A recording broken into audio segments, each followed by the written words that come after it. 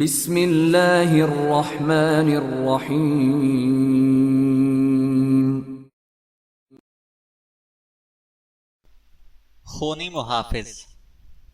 जिंदगी हादसात का नाम है, मगर कुछ हादसात इंतहाई गैर मामूली होते हैं जिनके असरात तादेर जिंदगी को तहवाला करके रखते हैं।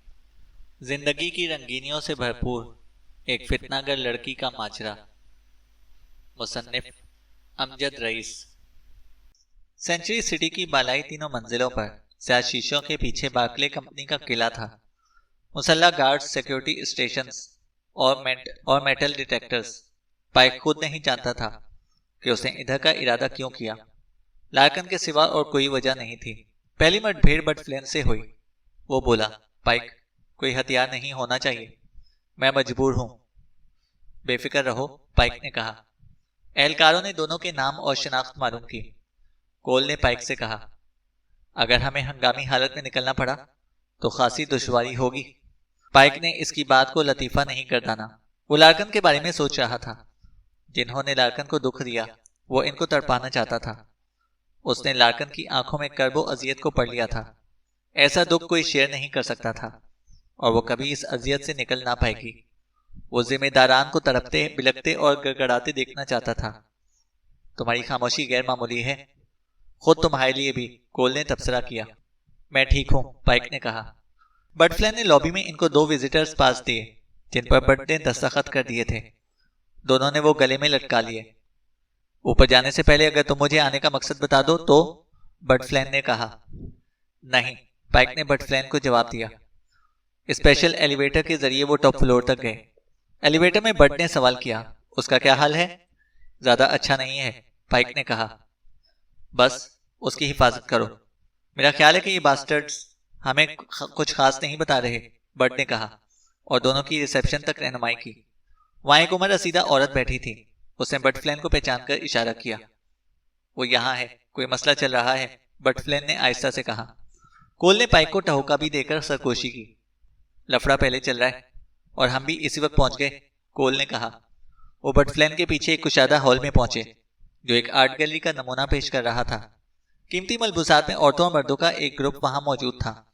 पाइक की नजर सीधी बार्कले पर गई। उसका हुलिया बता रहा था जैसे वो अभी बिस्तर से निकलकर वहां पहुंचा हो। बाल बिखरे हुए थे। वो नर्वस था, आंखों में सुर्खी थी। उन्हें देखकर वो चौंका और बटफ्लैन को घूर के देखा। मुझे नहीं मालूम था कि तुम इन्हें यहाँ ला रहे हो। कबल इसके के बटफ्लैन कुछ बोलता, पाइक ने झपट कर बार्कले के हलकुम पर हाथ डाल दिया और उसे उठा के हॉलनुमा ऑफिस की दीवार से लगा लिया। बटफ्लैन समेत हर एक के लिए कतई गैर मुतवक्का था। पाइक, क्या पागल हो गए हो? बटफ्लैन बौखला गया। हुल्लड़बाजी सी मच गई थी और शौक में आए हुए अफराद शोर मचाने लगे थे। बटफ्लैन बार्कले को छुड़ाने की कोशिश कर रहा था। पाइक ने बार्कले का गला दबाते हुए कहा, स्टैंड टू रियल होल्डिंग, पाइक ने कहा। बार्कले की आंखें मजीद लाल हो गईं। वो खरखराती आवाज में बोला, मुझे नहीं मालूम तुम क्या चाहते हो। बटफ्लैन ने पाइक का बाजू पकड़ा हुआ था। वो दुहाइयां दे रहा था, ओ गॉड, तुम चाहते हो कि पुलिस आ जाए? पाइक एक कदम पीछे हट गया। बार्कले अपना गला मसल रहा था। उसने खांसते हुए फर्श पर थूका। ऐसा क्यों किया? किस बात का गुस्सा है? इसके रद्द-ए-अमल में ने पाइक के जहन में हैरत के अंसर को बेदार किया। कोल पाइक के पहलू में आया। स्टैंड टू बार्कले ग्रुप की मलकियत है जो इस बिल्डिंग को खरीदने की कोशिश कर रही है जहां किंग्स की लाशें दरियाफ्त हुई थी। वही बिल्डिंग जिसके करीब लार्कन का एक्सीडेंट हुआ था, यानी किंग्स और वाहिन शिकाली के साथ मुठभेड़ हुई थी, कोल ने कहा। वो अभी तक गला सहला रहा था। क्या बात कर रहे हो? हाँ, स्टैंड टू मेरी है, लेकिन तुम्हारी बातें मेरी समझ से बालातर हैं, बार्कले ने कहा। पाइक गहरी नजर से उसका जायजा ले रहा था। उसे समझने में मुश्किल पेश ना आई कि बार्कले सच बोल रहा था। उसका चेहरा, आंखें और हरकतों सकनात बता रही थी। तुम जानते थे कि मैच की कहानी एक झूठ था, पाइक ने कहा। बार्कले के चेहरे पर नदामत नजर आई। उसने सटपटाकर इधर उधर देखा। हम समझे थे कि वाहिंश की निशानदेही नहीं करनी चाहिए, बार्कले ने कहा। क्यों? पाइक ने पूछा। बताता हूं, वो बोला। बटफ्लैन दखल अंदाज हुआ। जीसस, तुम्हें वाहिंश के बारे में इल्म था? बट बड़ा फरोख्ता नजर आ रहा था। जायदाद की खरीदारी का क्या मामला है? कोल ने कहा। ट्रस्ट की एग्जीक्यूटर से मेरी बात हुई थी। उसके पास स्टैंड टर्म की जानिब से ऑफर है, कोल ने कहा। मेन मामलात पर तवज्जो नहीं देता, मेरे आदमी देते हैं। तुम्हारे आदमी? वकील गॉर्डन? पाइक ने तंजिया अंदाज में कहा। बार्कले ने पेशानी से बाल हटाए। गॉर्डन जा चुका है, मैं दिखाता हूं। वो हॉलनुमा ऑफिस से निकलकर उन्हें गॉर्डन के ऑफिस में लेकर आया। वहां चंद अफराद फाइल्स और कंप्यूटर छानबीन कर रहे थे। हमारे ख्याल में वो गुज़िश्ता शब्द निकल गया। कुछ ना कुछ गड़बड़ है, कोई चीज गायब है, बार्कले ने कहा। पैसे का मसला? बट फ्लैन ने राय दी। हाँ, गालिबन ऐसा ही है, लेन देन में हेर फेर है, बार्कले बोला। कोल गॉर्डन की डेस्क पर गया। वहां दो आदमी इसके कंप्यूटर पर काम कर रहे थे। क्या वो कोई जायदाद खरीदने के लिए स्टेन टर्म को इस्तेमाल कर चुका है या कर सकता है? मेरा मतलब है कि तुम्हारे इल्म में लाए बगैर, कोल ने पूछा। हाँ, उसके पास इख्तियारात थे, मैं इस पर भरोसा करता था, कोल ने बुलंद आवाज में कहा। फोन लॉक किसके पास है? किसी ने चेक किया? काउच पर मौजूद दो उम्र रसीदा खवातीन ने एक दूसरे को देखा, यूं जैसे जवाब दिया जाए या नहीं, लेकिन नजर आ रहा था कि कोल और पाइक मिस्टर बार्कले के साथ हैं या बार्कले उनके साथ है। बिलाखिर उनमें ज्यादा उम्र वाली ने हाथ बुलंद किया। कोल आगे गया। 3 हफ्ते पहले का कोई भी दिन, उसका नंबर मिलेगा? कोल ने कहा। Yes sir. खातून ने गॉर्डन की कॉल्स का रिकॉर्ड निकाला और सफात पलटना शुरू कर दिए। कोल भी शरीक हो गया। एक सफे पर वो रुका और उंगली रखी। ये वही नंबर है जो हमने लुइस के फोन से ट्रेस किया था, वाहिंश काली, कोल ने कहा। पाइक बार्कले से करीब तर हो गया। गॉर्डन ने मशवरा दिया था कि वाहिंश के बारे में लार्कन से झूठ बोला जाए। उसकी आवाज धीमी थी। बार्कले ने सर को मस्बत जुम्बिश दी। अचानक उसे अदराक हुआ कि दर हकीकत पाइक ने क्या पूछा था। क्या गॉर्डन वाहिंश के लिए मुखबरी कर रहा था, जो हर मर्तबा लार्कन पर बर वक्त गैर मुतवक्का हमला होता रहा? बटफ्लैन मान खुद को बीमार महसूस करने लगा। बार्कले का भी यही हाल था। वो अचानक मुड़ा और सोफे पर बैठ गया, दोनों हाथ फिजा में फेंके। सब मुतवज्जा हुए, लेकिन एक शख्स जिसके चेहरे पर ऐनक थी हरकत में आया और तेजी से बाहर निकल गया। वो फौरन ही वापस आया तो इसके हाथ में बियर का गिलास था। आई एम सॉरी, बार्कले ने गिलास लेकर कहा। पाइक ने उसे अफसुर्दा देखा। पाइक उसकी उदासी पर पुरमलाल था। वाहिंश ने किंग के साथ 120 मिलियन डॉलर्स की सरमायागारी की थी। 120 में 60 मिलियन एक्वेडोर की ड्रग कॉर्टेल के थे और 60 मिलियन उसने अपने जराये से लगाए थे। डील में किंग ब्रोकर था, दूसरी तरफ दहशतगर्द। किंग ने सोचा कि रकम या बकायाजात के लिए वो लोग तुम्हारी तरफ आएंगे। बार्कले ने कहा। मेरी तरफ कोई नहीं आया, मैं कुछ भी नहीं जानता, बार्कले ने लाइल्मी का इजहार किया। तुम नहीं, तुम्हारी कंपनी, और कंपनी का मतलब गॉर्डन, पाइक ने कहा। कोल ने इजाफा किया। उन्हें जायदाद की खरीदारी के लिए 200 मिलियन दरकार थे। गालिबन गॉर्डन ने मंसूबा बनाया कि बकिया रकम वो तुम्हारी कंपनी से निकालेगा या फिर सौदेबाजी के लिए कंपनी की साख को इस्तेमाल करेगा, लेकिन किंग के साथ सरमायाकार के तौर पर नहीं। उसे जरूरत थी कि वो खरीदारी तुम्हारी कंपनी के जरिए करे। यूं हकीकत छुपी रहेगी कि असल में वो क्या कर रहा है। लिहाजा किंग ने इसे वाहिंश के 120 मिलियन डॉलर्स गॉर्डन को दिए, लेकिन गॉर्डन 120 को 200 तक ले जाने में नाकाम रहा। शायद वाहिंश काली बिदक गया। वक्त ज्यादा लग चुका था, उसे अपनी रकम वापस चाहिए थी। गॉर्डन ने मुमकिन तौर पर तुम्हें इल्जाम दिया, कोल ने कहा। बार्कले ऐसे कुत्ते की मानंद सुन रहा था जिसे लात पड़ने वाली हो। सब सुन रहे थे। दीगर वकला ने मुझे मशवरा दिया था कि पुलिस और बैंकिंग कमीशन को कॉल करूं और यहां फॉरेंसिक अकाउंट्स की जरूरत भी है, बार्कले ने कहा। तुम्हें इससे बड़ी मुसीबत का सामना है, वाहिंश अपनी रकम नहीं छोड़ेगा, पाइक ने कहा। लार्कन ठीक है, बार्कले इशारा समझ गया था। वो ठीक है, पाइक बोला। क्या वो जान गई कि मैंने उसे अंधेरे में रखा था? उसने कहा। हाँ, पाइक बोला। बार्कले का रंग बदल गया। वो खड़ा हो गया। मुझे मिलना है, इसी वक्त मिलना है। वो लोग हमर और लेक्सस में रवाना हुए। बटफ्लैन हमर ड्राइव कर रहा था, जबकि पैसेंजर सीट पर पाइक और हुकुम में बार्कले था। कोल लेक्सस में उनके पीछे अकेला था। बार्कले ने ज्यादा वक्त फोन पर मैनेजर्स और वकला से बात करते हुए गुजारा था। पाइक बटफ्लैन को ब्रीफ कर रहा था, खासतौर पर वो मालूमात जो उसने जॉन शेन के जरिए हासिल की थी। एक्वेडोर स्ट्रीट गैंग MS-13 का भी जिक्र किया। बर्ड ने अपने एक दोस्त को फोन किया जो लॉस एंजलिस पुलिस के गैंग यूनिट से मुंसलिक था। वो मालूम करना चाहता था कि आया लॉस एंजलिस के MS-13 में कार्लोस नाम का कोई आदमी है या नहीं। पाइक उसे रास्ता बताता जा रहा था जहां लार्कन को रखा गया था। वो खुफिया पनाहगाह पर पहुंचे तो छोटे से घर के करीब पाइक ने आर्मीनियन भाइयों की BMW देखी। वो दोनों कार चमकाने में मशगूल थे। हाथ रोककर उन्होंने हमर और लेक्सस को आगे पीछे रुकते देखा। पाइक की मुलाकात दोनों भाइयों से इस वक्त हुई थी जब लार्कन अचानक घर से निकलकर डांस करने क्लब चली गई थी। पाइक ने तलाशी के बाद बाहर आकर दोनों आर्मीनियन भाइयों से पूछगछ की थी।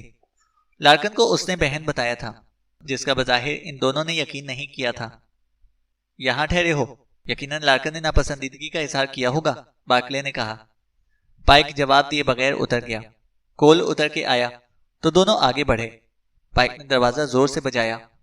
मैं हूं, उसने बुलंद आवाज में कहा और दरवाजे को धक्का दिया। दरवाजा खुला और वो समझ गया कि वो एक खाली मकान में है। कोल, बड और बार्कले पोर्च में थे।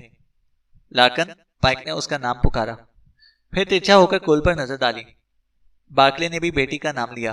कोल पाइक के करीब आया और दोनों अलग हो गए। कोल किचन की तरफ और पाइक कमरों की जानिब, फिर बाथरूम।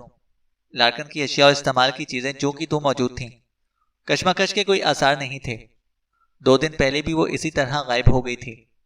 पाइक ने बाहर का रुख किया, तभी आवाज आई, यो ब्रो ब्रो। उन दोनों में से एक भाई मकान के सामने था। पाइक की छठी हिस्स फड़की। लड़के ने कुछ देखा है और जो देखा है वो अच्छा नहीं है। सब यहाँ ठीक है? यो, मोना ओके? वो यहाँ नहीं है। तुमने क्या देखा है? पाइक ने कहा। वो उसके साथ चली गई, वो बोला। किसके साथ? पाइक ने पूछा। वो ठीक लग रही थी। यो, वो उनके साथ आराम से कार में बैठ गई थी, वो कह रहा था। कितनी देर पहले? पाइक ने सवाल किया। शायद आधा घंटा। ब्रो क्या हुआ? वो बोला। तुम दोनों ने उन्हें ठीक तरह देखा था? पाइक ने पूछा। यो वो लातीनी थे, एक सफेद फार्म, वो बोला। कार का नंबर? कौन सी कार थी? पाइक ने पूछा। सॉरी ब्रो, नाम कार का हुलिया उसने बता दिया। पाइक ने वाहिंश का इंटरपोल वाला फोटो निकाला। ये आदमी था? पाइक ने पूछा। यस ब्रो, वो बोला। कैसे, क्यों कर? कोल ने सवाल उठाया। पाइक को नाकामी का एहसास हुआ। ख्याल डांस क्लब की तरफ गया। शायद वहां लार्कन को देख लिया गया था। बाद में वो इसे खो बैठे। बार्कले ने पोर्च से आवाज लगाई, कोई बता सकता है इसके बारे में? पाइक ने आंखें बंद कर ली। 5 दिन से वो इसके पास थी। अब वो इसे खो बैठा था। वो जा चुकी थी। नहीं, उसे ले जाया गया था। एक ही बात थी, लार्कन कॉर्नर बार्कले वहां नहीं थी। किसी ने उसके शाने पर हाथ रखा। पाइक ने आंखें खोल दी।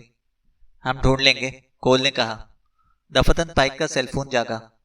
पाइक ने नंबर चेक किया, शनासा नंबर नहीं था। ताम उसे कॉल वसूल की। मुझे अपना पैसा चाहिए, आवाज आई। पाइक लहजा पहचान गया। आवाज वो पहले भी सुन चुका था, जब वो मैश के पीछे था, जबकि मैश सिरे से नापैद था। कॉल वाहिंश काली ने की थी। पाइक का दिल जोर से धड़का, लेकिन ना सिर्फ उसने खुद को काबू में रखा, बल्कि आवाज भी मुतवाजन थी। फोन बार्कले को जाना चाहिए था। इसे क्यों किया गया? एक लम्हे के लिए सवाल ने सर उठाया। वो नहीं चाहता था कि वाहिंश को एहसास हो कि वो हरासा है। मेरी दोस्त जिंदा है और उसे कोई नुकसान तो नहीं पहुंचाए? पाइक ने कहा। फिलहाल ऐसा है, आगे का पता नहीं, काली ने जवाब दिया। मैं किसके साथ बात कर रहा हूं? पाइक इस सवाल पर फिर चौंका। उसने कोल को इशारे से बताया कि फोन पर कौन है। साथ ही वो मकान की तरफ लपका। कलम और कागज लाजिम थे। घबराहट और गलतियों का नतीजा लार्कन की मौत की शक्ल में सामने आता। पाइक ने कहा, मेरी बात कराओ। अंदर पहुंचकर वो सीधा टेबल पर गया और कॉल करने वाले का नंबर नोट किया। वाहिंश बरहम हो गया। वो ठीक है, मुझे पैसा नहीं मिला तो इसे मार दूंगा। मुझे इसकी जिंदगी का सबूत नहीं मिला तो फोन बंद कर दूंगा, पाइक ने कहा। कोल ने खौफ महसूस किया। इस तरह, ऐसे हालात में पाइक ही ऐसा अंदाज अपना सकता था। फोन उसे दो, पाइक ने कहा। कोल और बार्कले भी उसके पीछे मकान में आ गए थे। क्या लार्कन की बात है? वो जिंदा है? बार्कले बदहवास था। पाइक ने होंठ पर उंगली रखकर खामोश किया। कोल ने अपना हाथ बार्कले के मुंह पर रख दिया। मैं फोन बंद कर दूंगा, पाइक ने फिर कहा। कोल सटपटा गया। पाइक की हंसियात समात में सिमट गई थी। वो दूसरी जानिब की दीगर आवाजें सुनने की कोशिश कर रहा था। पाइक ने एक हाथ से अपना दूसरा कान बंद कर दिया, लेकिन ऐसी आवाज सुनाई ना दी जिससे वो लोकेशन का अंदाजा लगा सकता था। फिर लार्कन लाइन पर आ गई। जो, उसने पाइक के नाम का पहला हिस्सा इस्तेमाल किया। बजाय उसकी आवाज नॉर्मल थी। मैं आ रहा हूं, पाइक ने कहा। आई एम ओके, लार्कन की आवाज आई। बादजा फोन उससे छीन लिया गया। फिर वो चीखी थी। चीख अधूरी रह गई। यकीनन किसी ने उसका मुंह बंद कर दिया था। वाहिंश लाइन पर आ गया। अब तुम खुश हो? वो जिंदा है, यही चाहते थे ना? पाइक हिचकिचाया। आवाज को मुतवाजिन रखना मजीद मुश्किल हो गया था। हाँ, वो जिंदा रही तो हम बात करेंगे, पाइक ने कहा। मैं किससे बात कर रहा हूं? मैं इसका बॉडीगार्ड हूं, पाइक ने कहा। मुझे उसके बाप से बात करनी है, उसने मुतालबा किया। पाइक इसकी दोनों बातें समझने से कासिर रहा। क्या वो नहीं जानता था कि उसने किसे कॉल की है? लार्कन ने उसे जो क्यों कहा? वाहिंश को क्या पता कि बार्कले वहां था? पाइक का दिमाग बरकरफ्तारी से काम कर रहा था। तुम सिर्फ मुझसे बात कर सकते हो, हर बात मेरे जरिए से आगे जाती है, पाइक ने कहा। ठीक है, यूं ही सही। उसका बाप रकम ट्रांसफर करेगा, मसला खत्म हो जाएगा। मैं अकाउंट नंबर और रसाई का कोड दूंगा। वाहिंश की आवाज आई। रुक जाओ, सुनो। तुम्हारी रकम वकील गोर्डन के पास है। उसने पैसा मुल्क से बाहर भेज दिया है और हम नहीं जानते कि वो इस वक्त कहाँ है, पाइक ने कहा। यह मेरा मसला नहीं है, वाहिंश ने बेनियाजी से कहा। इसी वक्त अचानक बैरूनी दरवाजा खुला और बट फ्लैंड दंदनाता हुआ अंदर आया। कोल ने फुर्ती से उसे खामोशी का इशारा किया। उसने मुंह नहीं खोला, लेकिन टेबल की तरफ भागा और कुछ लिखने लगा। पाइक देख रहा था, लेकिन उसकी तवज्जो कॉल पर भी थी। डील गॉर्डन ने की थी, बार्कले बेखबर था, इसका कोई ताल्लुक नहीं, पाइक ने कहा। वो पैसा मेरा नहीं है, खतरनाक लोगों ने भरोसे पर मेरे हवाले किया था। मुझे बढ़ाकर वापस करना था। उन्हें परवाह नहीं है कि पैसा कौन वापस करेगा, कहां से आएगा, वाहिंश कह रहा था। पाइक ने तज्जिया किया, वाहिंश गलती कर रहा था। इस किस्म के मुज़ाकरात में ये गलती ले डूबती है। वो जरूरत से ज्यादा बोल रहा था। वो मकसद हासिल करने की कोशिश कर रहा था। मतलब ये कि उसे एहसास था कि वो कमांडिंग पोजीशन में नहीं है। पाइक पहले गलती पर था। वाहिंश और इसके शूटर्स ने कभी भी लार्कन को हलाक करने की कोशिश नहीं की थी। वो इसे सिर्फ अगवा करना चाहते थे ताकि उसके जरिए पैसा निकलवाया जाए। पैसा जिनका था, उनसे खुद वाहिंश की जिंदगी को खतरा था। वाहिंश अपनी जान बचाने की कोशिश कर रहा था। वाहिंश का यही खौफ पाइक की मदद कर सकता था। पाइक वक्त हासिल करके उसे दूसरी गलती पर मजबूर कर सकता था। बर्ड ने जो लिखा था वो पाइक की आंखों के सामने किया। मुख्तसर जुमला था जो कह रहा था कि लार्कन ने पड़ोसी के फोन से वाहिंश को कॉल की थी। पाइक ने जबड़े भेज गए। वो समझ गया बेवकूफ लड़की ने क्या कर दिया था। वाहिंश वहां कैसे पहुंचा था? पाइक बार्कले को देख रहा था। वाहिंश, इसका बाप बहुत मोहब्बत करता है बेटी से और बेटी उसकी परस्तिश करती है। हम ये मसला हल कर लेंगे, पाइक ने कहा। बट फ्लैन के सेलफोन की मौसीकी उभरी। वो मुंह को ढांपता हुआ तेजी से दूसरे कमरे में चला गया। हम मिलकर हल निकालते हैं, ट्रांसफर हो जाएगा। मुझे बताओ कि हम कहाँ मिलें, पाइक ने कहा। वाहिंश हंसने लगा। क्या कैश लाओगे? ट्रक में भरकर। बार्कले से कह दो कि पैसा ट्रांसफर होते ही मैं लड़की को रिहा कर दूंगा, वाहिंश ने कहा। वो अहमक नहीं है, बेटी को हासिल की बगैर ट्रांसफर नहीं करेगा, पाइक बोला। ऐसी सूरत में हम दोनों ही महरूम रहेंगे, दोनों को नुकसान पहुंचेगा, वाहिंश बोला। पाइक इसे देर तक लाइन पर रखना चाहता था। अगर मिलने पर तैयार ना हुआ तो खुद सुराग लगाना पड़ेगा।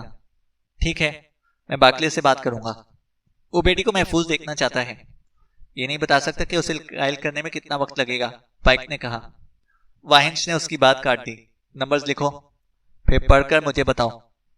पाइक ने नंबर्स लिखे और पढ़कर सुनाया। गुड। 2 घंटे में रकम ट्रांसफर ना हुई तो लड़की का हाथ काट दूंगा और 30 मिनट बाद उसका सर। इसके बाद हम कभी बात नहीं करेंगे, वाहिंश ने कहा। वाहिंश, पाइक बोला, लेकिन राब्ता मुनक़ता हो चुका था। बट दूसरे कमरे में था। कोल और बार्कले पाइक को तक रहे थे। पाइक ने सूरत हाल दोनों की गोश गुजार कर दी। बार्कले काउच पर गोया गिर सा गया। चेहरे पर मायूसी थी। उसने खुद को उसके हवाले कर दिया। बार्कले की आंखों में वहशत नाच रही थी। तुम्हारे लिए, तुम्हें बचाने के लिए। उसने ये भी सोचा होगा कि शायद मैं इस तरह वाहिंश तक जा पहुंचूं। ठीक है, पैसे मैं दूंगा। 2 घंटे में मुमकिन नहीं है, लेकिन मैं कर लूंगा। उसे फोन करो, बार्कले ने कहा। पैसा हल नहीं है, कोल ने कहा। अदायगी करना अक्लमंदी नहीं है। रकम मिलते ही वो इसे हलाक कर देगा, कोल बोला। उसे रकम चाहिए, मैं दे सकता हूं। और क्या किया जा सकता है, बार्कले बोला। उसे तलाश करना पड़ेगा, कोल ने कहा। बट फ्लैन बात खत्म करके उनके पास आ गया था। MS-13 से काम बन सकता है। गैंग के 2 अफराद से राब्ता किया जा सकता है। एक कैद में है, लेकिन दूसरा बरसों से जनूबी अमेरिका से यहां मंशियात पहुंचा रहा है। कार्लोस माराटो की बात कर रहा हूं। मारा ग्रुप जिस इलाके को कंट्रोल करता है, उसके पड़ोस के मरकज में कार्लोस रहता है। उस तक पहुंचना दुश्वार है। और ताउन पर आमादा करना दुश्वार था। पाइक बाखबर था कि बट ठीक कह रहा है। वक्त कम था और किसी गैंगस्टर तक इसके इलाके में पहुंचना पेचीदा अमल था। उनकी दुनिया में प्राइड और फैमिली ही सबसे ऊपर होते हैं। लातीनी गैंगस्टर अपने दोस्तों से दगा नहीं करते। इस वक्त रफ्तार जिंदगी थी। मुमकिन तो है अगर सही बंदा चुना जाए, पाइक ने कहा। बट की आंखें सुकड़ गईं। वो समझने की कोशिश कर रहा था। कोल ने कहा, फ्रैंक गार्शिया। हाँ, वो कर सकता है। वो रवाना हो गए। कार में ही फ्रैंक को फोन कर दिया गया था। बार्कले जिद करके साथ मिल गया। उसकी बेटी का मामला था। वो बॉयल हाइट्स और सिटी टेरेस के दरमियान तंग सड़क पर थे। वो मखसूस इलाके में दाखिल हो चुके थे। छोटे छोटे मकान एक जैसे थे। पाइक को अंदाजा था कि बटफ्लैन नर्वस है।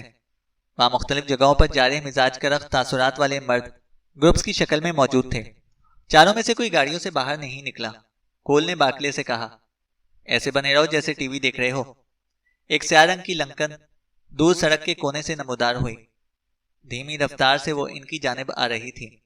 लंकन को देखकर सड़क पर मौजूद ग्रुप सरगोशियां करने लगे। हमर और लेक्सस की तरफ से वो गाफिल नहीं थे। पाइक सोचा था कि एक मुश्किल मरहला सामने है। बर्ड ने पाइक की तरफ देखा, लेकिन पाइक ने कोई रद्दे अमल नहीं किया। कोल ने बार्कले को बताया कि फ्रैंक अब बूढ़ा हो चुका है। यहाँ के बहुत से लड़के हालत असीरी में हैं। फ्रैंक इनकी फैमिलीज का खर्चा उठाता है। ये लोग फ्रैंक गार्शिया को पीठ नहीं दिखाएंगे। लंकन एन सामने हमर से मुंह जोड़कर खड़ी हो गई। पाइक, तुम इसको कैसे जानते हो? बार्कले ने सवाल किया। पाइक दरवाजा खोल के बाहर निकल गया। वो माजी में जब पेट्रोल ऑफिसर था तो बरसों पहले फ्रैंक से मिला था। इस वक्त फ्रैंक की बेटी का मर्डर हुआ था। पाइक और कोल ने मिलकर कातिल को पकड़ा था। पाइक ने फ्रैंक के बाहर आने का इंतजार किया। वो गाड़ी से बाहर आया तो 100 साल ज़ईफ बूढ़ा लग रहा था। सर पर थोड़े से सफेद बाल थे। जिल्द लटक रही थी। एक आदमी ने उसे सहारा दिया था, अगरचे वो खुद कदम उठा रहा था। वो पाइक को देखकर मुस्कुराया। हेलो माय हार्ट, वो बोला। पाइक हाथ थाम कर जवाबन मुस्कुराया, फिर 2 कदम पीछे हट गया। रस्मी लेकिन दोस्ताना मुकालमों के बाद पाइक ने कार्लोस के बारे में इस्तफसार किया। फ्रैंक गार्शिया एक बूढ़ा लेकिन होशियार आदमी था। उसने बॉडीगार्ड को इशारा किया। ड्राइवर और बॉडीगार्ड ने दाएं बाएं से इसका बाजू थामा और पाइक की तवक्का के बरखिलाफ वो लंकन में बैठने की बजाय साइड वॉक पर चलने लगे। फ्रैंक ने पाइक की तरफ देखा। वो भी उनके साथ शामिल हो गया था। वो ये समझा कि कार्लोस आसपास है। बहुत जल्द वो एक मकान के सामने रुके। एक हट्टे कट्टे आदमी ने दरवाजा खोला। उसका कद लंबा नहीं था, लेकिन जिस्म चौड़ा था। सीना वेट लिफ्टर्स की मानंद था। बाजुओं पर टैटूज के निशान थे। उसने पाइक का जायजा लिया और फिर फ्रैंक को देखा और दरवाजा पूरा खोल दिया। सर, मेरे घर में खुशामदीद। मेरा नाम ऑल्डो सांस है। मेरी माँ ने मोन्टोया के कजन से शादी की थी। फ्रैंक ने गर्मजोशी से हाथ मिलाया। शुक्रिया मिस्टर सेंस, तुमने मुझे इज्जत के काबिल समझा। पाइक उनके पीछे छोटे से लिविंग रूम में आ गया। ये जगह घर जैसी थी। दीवारों पर बच्चों और बड़ों के फोटो आवेजा थे। उनमें एक आदमी मरीन कोर की यूनिफॉर्म में था। पाइक ने गिना, वहां 6 आदमी बैठे थे। पाइक के पहुंचते ही सबकी आंखें उस पर जम गईं। पाइक ने महसूस किया जैसे इनमें से 2 नर्वस हो गए थे। आल्डो सेंस ने फ्रैंक को कुर्सी पेश की। पहले फ्रैंक ने अपना तारुफ कराया, हालांकि ये गैर ज़रूरी था। पाइक खामोश रहा। फिर उसने पाइक को करीब बुलाकर उसका हाथ पकड़ा। ये मेरा दोस्त है, फ्रैंक बोला। जब मेरी बेटी का मर्डर हुआ था तब इस आदमी ने इस जानवर को पकड़ा था। ये मेरे दिल के करीब है, बेटे जैसा है। इसकी मदद करना मेरी मदद करने के मुतरादिफ है। मेरी ख्वाहिश है कि तुम लोग ये बात समझ लो। अब बताओ, क्या मैं मिस्टर माराटो से बात कर सकता हूँ? फ्रैंक ने कहा। सेंस ने एक आदमी की तरफ इशारा किया। वो जवान था, उम्र 30 बरस से ज्यादा नहीं थी। बारसूख ताकतवर अफराद के हुक्म पर माराटो वहां था। वो लोग जरूरत पड़ने पर आदमी को बीमार कुत्ते की तरह हलाक कर देने में आर महसूस नहीं करते थे। कार्लोस माराटो तनाव का शिकार हो गया, फ्रैंक ने कहा। कार्लोस माराटो ऑफ मारा सिल्वाट्रा? कार्लोस की आंखें कमरे में घूम गईं। वो बज़ाहिर खौफजदा नजर आया, लेकिन पाइक जानता था कि कार्लोस खुद को लड़ने के लिए तैयार कर रहा है, जरूरत पड़ने पर। बिलाखिर वो बोला, मैं कार्लोस माराटो हूं। यह आदमी मेरा बेटा है। फ्रैंक ने पाइक का हाथ दबाया। ये कुछ मालूम करना चाहता है, यहाँ घर के अफराद के सामने। मैं समझता हूँ ये हसास मामलात होते हैं। हम गोलमोल बात नहीं करेंगे, सीधे सवालात। बूढ़े आदमी ने पाइक का हाथ छोड़ दिया। पूछो। पाइक ने कार्लोस को देखा। वाइंशकाली कहाँ मिलेगा? कार्लोस की आंखें सुकड़ गईं। उसने धीरे से इंकार में सर हिला दिया। No idea. कौन है वो? कार्लोस ने कहा। पाइक ने वाहिंश का फोटो निकालकर आगे बढ़ा दिया। कार्लोस ने फोटो नहीं लिया, मतलब कि वो काली को जानता था।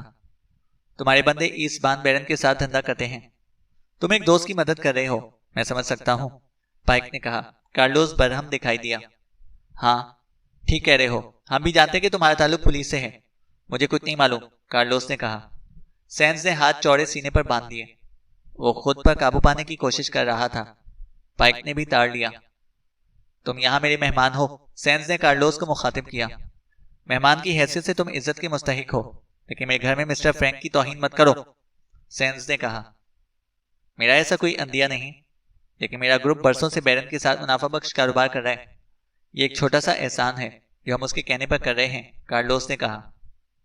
वाहिंशकाली, बैरन आपस में दोस्त हैं, लेकिन बात सिर्फ इतनी नहीं है। पाइक ने इंटरपोल शीट सेंस के हवाले की। सेंस ने शीट के नीचे तक का जायजा लिया। उसकी पेशानी पर बल पड़ गए। क्या मतलब? ये दहशतगर्दों की वॉच लिस्ट है। इसमें यहाँ के भी चंद नाम मौजूद हैं। काली सबसे ऊपर है। फ्रैंक पाइक के सहारे खड़ा हो गया। मतलब वो हमारा दुश्मन है। वो इन लोगों को रकम फराहम करता है जो हमें मारना चाहते हैं। बैरन ने इसलिए कार्लोस को यहां तक पहुंचा दिया कि उसके जरिए वाहिंश तक ना पहुंचा जा सके। कार्लोस के अलावा चंद और भी बाखबर होंगे, लेकिन असल बात ये लिस्ट है। खुद वो लॉस एंजलिस में मजे कर रहा है, फ्रैंक ने कहा। सेंस खामोश था। उसका सीना ऊपर नीचे हो रहा था। उसने शीट करीब तरीन आदमी को पकड़ा दी। एक हाथ से दूसरे हाथ मुंतकिल होती शीट कार्लोस तक जा पहुंची। सेंस ने खंकार के गला साफ किया। फ्रैंक को देखा। माफ कीजिए, बुरा ना मनाइएगा, 1 मिनट देंगे? बॉडीगार्ड और ड्राइवर फ्रैंक को लेकर बाहर चले गए। पाइक भी उनके पीछे था। अभी वो कार तक पहुंचे ना थे कि सेंस ने उन्हें आ लिया। वाहिंशकाली की खबर देकर वो वापस चला गया। ग्लेंडल फ्रीवे जहां LA रिवर से मिलता है, वहीं करीब में वो छोटा सा घर था।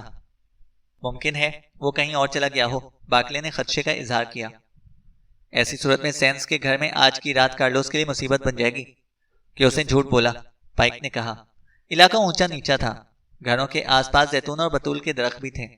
बटफ्ले ने लॉस एंजलिस पुलिस को बुलाने की राय दी। पहले ये देखने के लायक है या नहीं, पाइक ने कहा। क्या करोगे? कोल ने पूछा। तुम लोग स्ट्रीट पर रहो, मैं जाता हूं, कॉल कर दूंगा।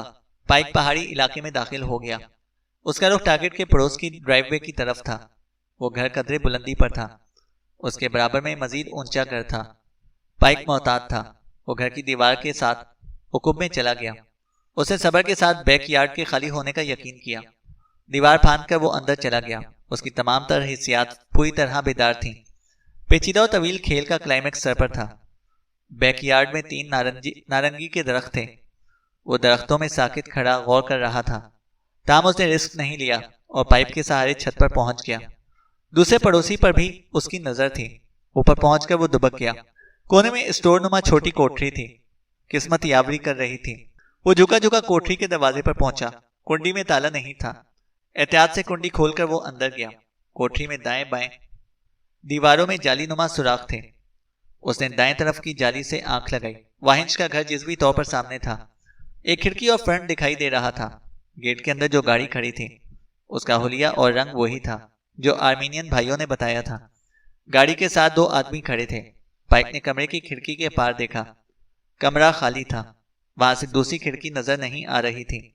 पाइक ने जगह बदल के झांका, लेकिन नाकाम रहा। सोच में पड़ गया। उसे मकान के हुक्म में जाना पड़ेगा। मतलूबा मकान में पहरेदारी का कोई इंतजाम नहीं था। कम से कम छत पर किसी को होना चाहिए था। वो जैसे आया था वैसे ही निकल गया। पहाड़ी नुमा इलाके की ऊंच नीच और दरख्त मददगार बन गए थे। हुक्म से दीवार पर चढ़ना या झांकना खतरे से खाली नहीं था। इलाके में हर मकान की 4 दीवारी की ऊंचाई कम थी। उसने मुंह फेर कर दरख्तों की तरफ देखा। फिर तवज्जो भरभरी मिट्टी के टीले पर जम गई। टीला उकबी दीवार से 10 फीट के फासले पर था। वो चारों हाथ पैरों के बल इधर गया, क्योंकि टीला तेजी ऊंचाई पर था। उसके उकब में पहुंचकर वो टीले पर चढ़ा और लेट गया। एहतियात से गर्दन उठाकर मकान के उकब में देखा। उसे 2 शीशे नजर आए, एक खिड़की में और दूसरा स्लाइडिंग गिलास डोर था। गिलास डोर के पीछे लार्कन फर्श पर बैठी थी। एक आदमी उसके पास से गुजरकर मकान के सामने वाले हिस्से की तरफ गया। वो वाहिंश नहीं था। पाइक ने अंदाजा लगाया कि वाहिंश को मिलाकर कम से कम 6 आदमी वहां थे। 3 को वो देख चुका था। लार्कन को देखकर उसने इत्मीनान की गहरी सांस ली। लार्कन ने 2 घुटने जोड़े हुए थे, हाथ कमर के पीछे थे। कमरा खाली था। गालिबन उसके हाथ बंधे हुए थे, लेकिन वो गैर आरामदेह या जख्मी हालत में नहीं थी। उसका सर उठा हुआ था, वो आंखें खुली थी। पाइक को वो बेखौफ नजर आई। वो किसी से बात कर रही थी। बात करने वाला पाइक की निगाह की दस्तरस से बाहर था। लार्कन गुस्से में थी। पाइक ने सर नीचे किया और मिट्टी पर पीठ के बल लेट गया। तुम एक बहादुर लड़की हो, वो बड़बड़ाया। उसने फोन निकालकर वाहिंश को कॉल की। यस, आवाज आई। वो रकम ट्रांसफर करने वाला है, पाइक ने कहा। वो समझदार है, उसने दुरुस्त फैसला किया है, वाहिंश ने कहा। मैं समझता हूं कि तुम लड़की को किसी किस्म का गजन नहीं पहुंचाओगे। उसका बाप यकीन दहानी चाहता है। चंद सेकंड के लिए उसे फोन दो, पाइक ने कहा। वाहिंश ने कोई तरद्दुद नहीं किया। पाइक ने झांक कर देखा। एक आदमी दाएं जानिब से गिलास डोर के पीछे नजर आया और फोन लार्कन के कान से लगा दिया। जो ये कह रहा है कि तुम्हें बता दूं कि मुझे नुकसान नहीं पहुंचाया जाएगा। लार्कन ने फिर उसे जो कहा था। मैं इनको ऐसा करने भी नहीं दूंगा, पाइक ने कहा। अचानक वाहिंश अपने फोन के साथ नजर आया। पाइक वहीं से उसका खोपड़ा खोल सकता था, लेकिन वहां लार्कन के साथ और लोग भी मौजूद थे। वाहिंश के साथ वो 3 को तो देख चुका था जो इक्वेडोरियन थे। वाहिंश की आवाज आई, मुतमईन हो? मैंने अपना वादा निभा दिया। बस चंद मिनट की बात है, फिर बटन दबेगा और रकम ट्रांसफर हो जाएगी। मैं मुतमईन हूं, उसका बाप आवाज सुनना चाहता है, पाइक ने कहा। मैं समझ सकता हूं, नो प्रॉब्लम, वाहिंश ने कहा। कैसा शाइस्ता और नरम दिल दहशतगर्द है। पाइक फोन बंद करके फिर लेट गया। अब उसने कोल से राब्ता किया। लार्कन यहां पर है। 2 आदमी फ्रंट पर कार के पास हैं। कम से कम 3 और आदमी हैं, लेकिन पता नहीं किधर, पाइक ने बताया। वाइंश का है? कोल ने पूछा। वो यही है, पाइक बोला। बटफ्लैन पुलिस को बुला रहा है, कोल ने कहा। बुलाने दो, तुम फ्रंट पर आओ, बटफ्लैन तुम्हें कवर करेगा। मैं उकुम में वाहिंश को देखता हूं, पाइक ने कहा। पाइक ने एक नए कदावर आदमी को देखा। वो अंदरूनी जानिब से कहीं से आया था। उसने लार्कन को खड़ा किया। वो लार्कन के साथ हरकत में है। मैं जा रहा हूं, पाइक ने फोन बंद कर दिया। वो टीले से उतरकर गोया ढलवान पर लुढ़कता चला गया। दीवार के करीब उसने गन निकाली। खतरा मोल लेकर अंदर झांका। गिलास डोर वाली जगह से मुत्सिल बेडरूम में वाहिंश और लार्कन मौजूद थे। दराज कामत लार्कन के सर पर खड़ा था। वो खुद कुर्सी पर बैठी थी। बेड पर वाहिंश काली लैपटॉप खोल रहा था। लार्कन बाप से बात करती, वाहिंश लैपटॉप पर ट्रांसफर चेक करता और लार्कन को खत्म कर देता। फौरन बाद वो मुल्क छोड़ जाते। पाइक ने अंदर जाने का फैसला कर लिया था। पहले उसने कोल को फोन किया। कहाँ हो? उसने सरगोशी की। मकान के सामने। और तुम? बस मैं मकान के अंदर जा रहा हूं। तुमने दोनों को देखा? वो गेट के अंदर हैं। मेरा फासला 20 फीट है, उसने कहा। मोहतात रहना, 5 या 6 हैं। वाहिंश समेत 4 को मैं देख चुका हूं। और पाइक ने फोन बंद कर दिया। गिलास डोर की सिम से दीवार फांदी और डोर से हटकर दीवार से चिपक गया। यूं वो लार्कन के वाली बेडरूम से दूर और गेट से करीब था। ड्राइववे में उसने माअन हरकत महसूस की। पाइक गिलास डोर के जरिए बेडरूम में जाना चाहता था। उसकी तवज्जो गेट की तरफ हो गई। कॉर्नर बार्कले गेट पर था। वो दोनों आदमी आगे गए। वो कंफ्यूज थे। कोल ने लानत भेजी। पाइक ने दौड़ लगाई। उन दोनों की कंफ्यूजन जल्द खत्म हो जाती। सूरत हाल बिगड़ने वाली थी। दोनों ने पाइक की आहट महसूस की और पलटे। पाइक के अंग अंग में बर्फ दौड़ रही थी। वो गेट खोल चुके थे। बार्कले को वो नजरअंदाज कर चुके थे। पाइक ने करीबी आदमी को गन से हिट किया, लेकिन दूसरे ने गाड़ी की आड़ ले ली। पाइक के पीछे दाखिली दरवाजा धड़ से खुला। कोई चीखा था।